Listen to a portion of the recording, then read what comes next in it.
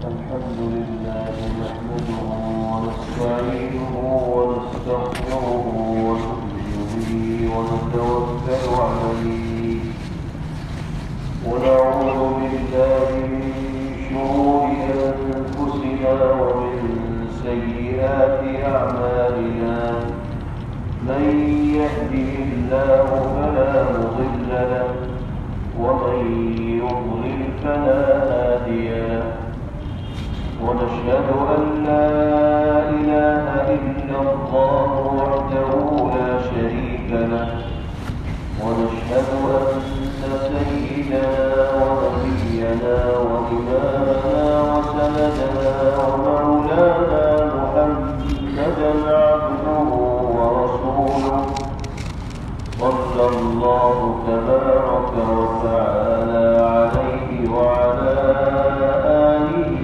وصحبه وبارك وسلم تسليما كثيرا أما بعد فأعوذ بالله من الشيطان الرجيم بسم الله الرحمن الرحيم ألم تر إلى الذين خرجوا من ديارهم وهم ألوف حذر الموت فقال لهم الله موتوا ثم أحياهم إن الله لذو فضل على الناس ولكن أكثر الناس لا يشكرون صدق الله مولانا العلي العظيم.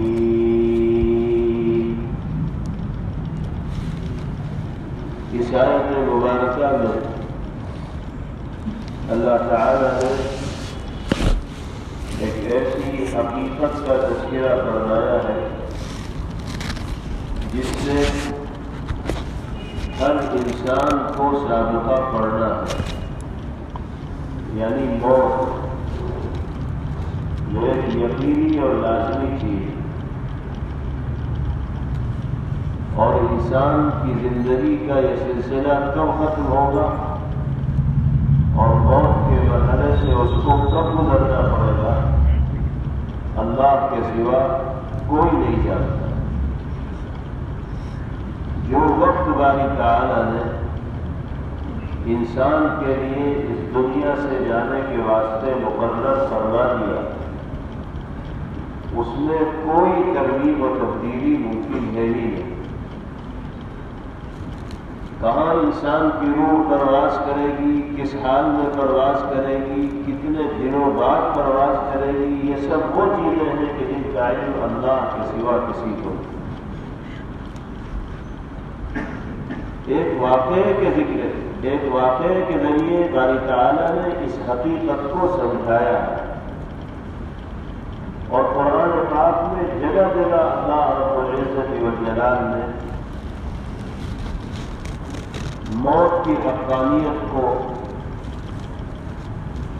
اور اس کی حقیقت کو بیان فرمایا، اور مقصد یہ ہے کہ انسان موت کے حوالے سے فکرمند ہو جائے، سنجیدہ ہو جائے، اور اس آخری مرحلے سے کیا نہیں کرنے والا بن جائے جو اس کی زندگی میں کبھی بھی آ سکتا ہے۔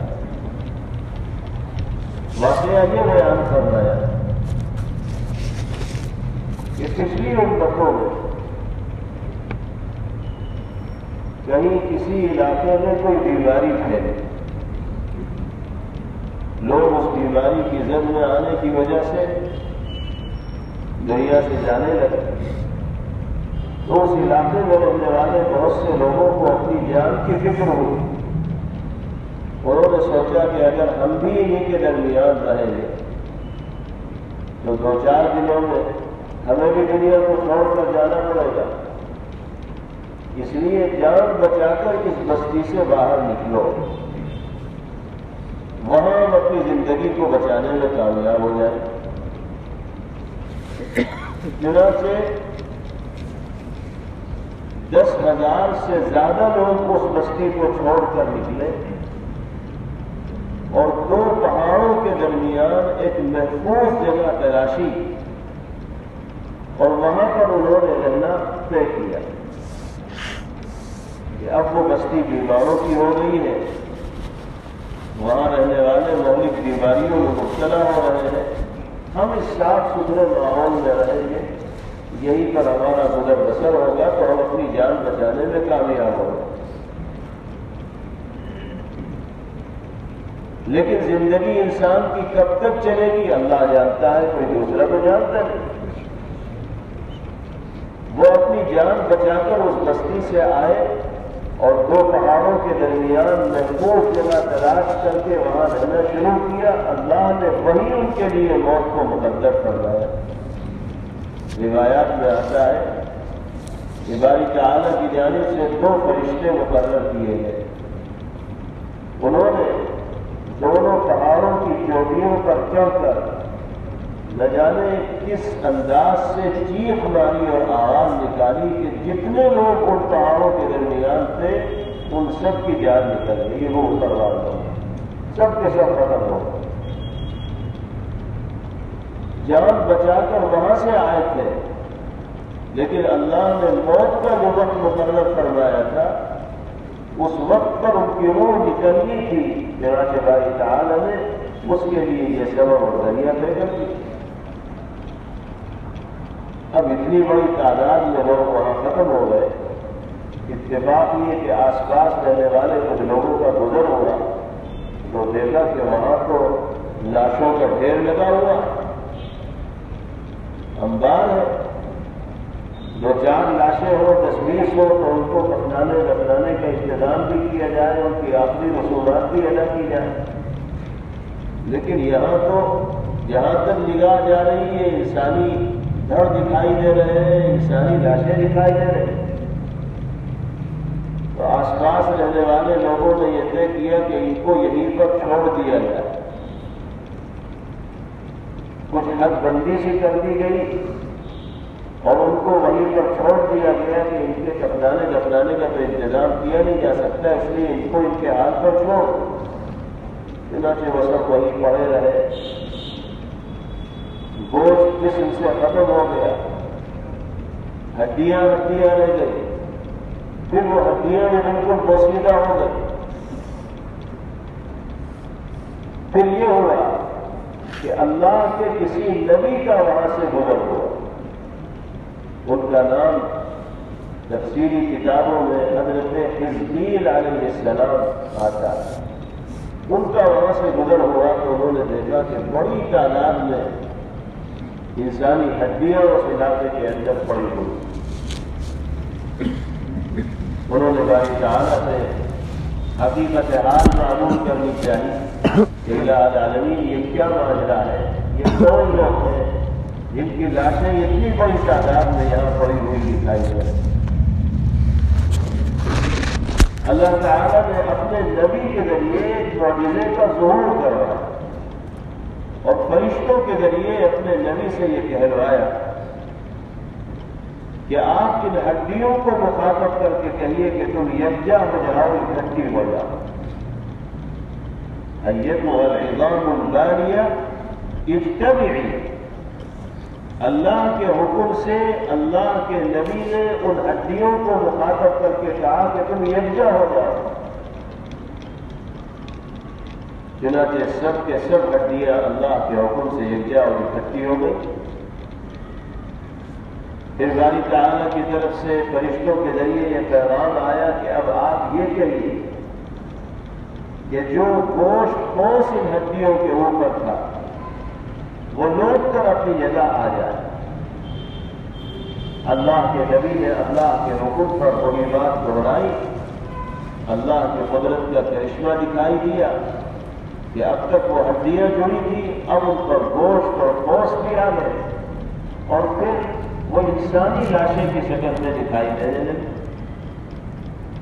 پھر تیسرے نمبر پر اللہ تعالیٰ کی جانب سے کہا گیا کہ اب آپ ان کی ارواح کو مخاطب کیجیے، روح کو مخاطب کیجیے اور کہیے کہ اس طرح پہلے تم اس جسم کے اندر سرایت کیے ہوئے تھی، پھر ان جسموں کے اندر سرایت کرو، چنانچہ اللہ کے نبی نے ان کی ارواح کو مخاطب کر کے وہی بات کہی جو اللہ کی طرف سے ان تک پہنچائی گئی تھی۔ اللہ کے حکم سے وہ سب کے سب زندہ ہو گئے اور جی گئے۔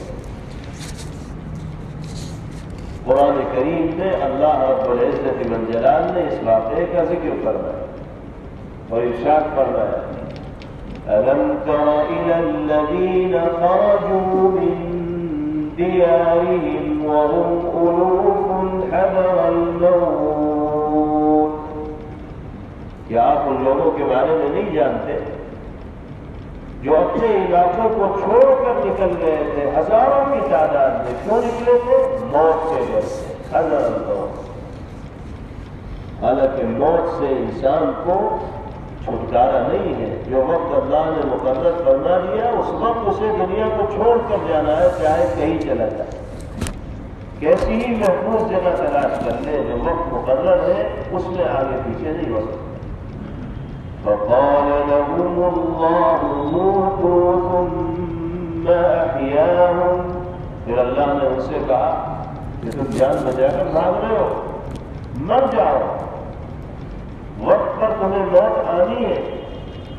پھر اللہ نے اپنی قدرت سے ان کو زندہ بھی کیا۔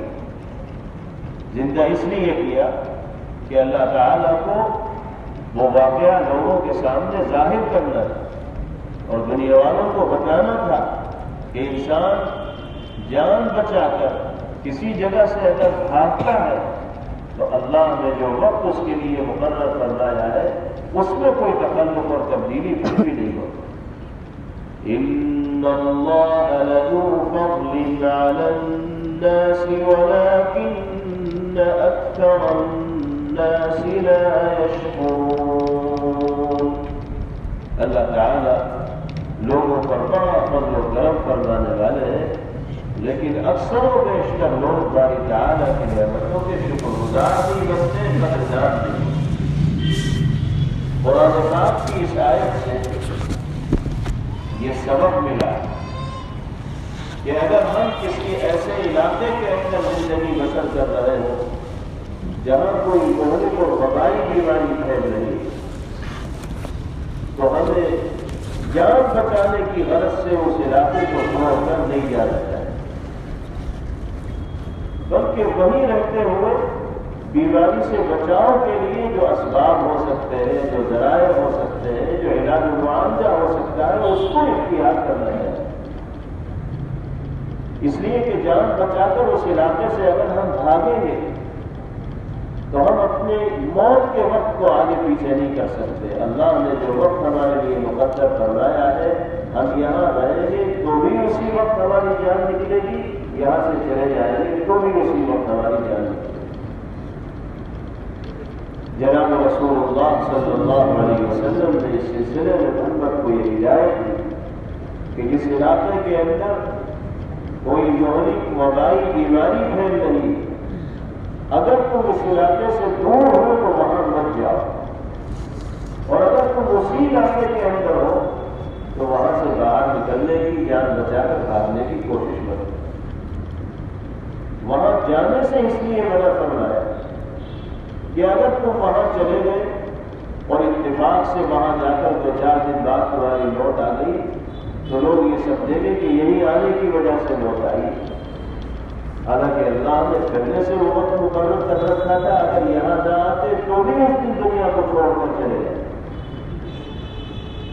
لیکن وہاں آ گئے، وقت تھا دنیا سے جانے کا، چلے گئے تو لوگوں کے ذہن میں یہ بات آئے گی کہ بیماری والے علاقے میں آ گئے اس لیے ان کو موت کا مزہ چکنا پڑا، عقیدہ خراب ہوگا۔ اس لیے نبی پاک علیہ الصلوۃ والسلام نے فرمایا کہ جہاں بیماری پھیل رہی ہو وہاں مت جاؤ، لیکن اگر تم اسی علاقے میں ہو جہاں بیماری عام ہو رہی ہے تو پھر اس علاقے کو چھوڑ کر مت جاؤ۔ یہ ہدایت آپ نے کیوں دی؟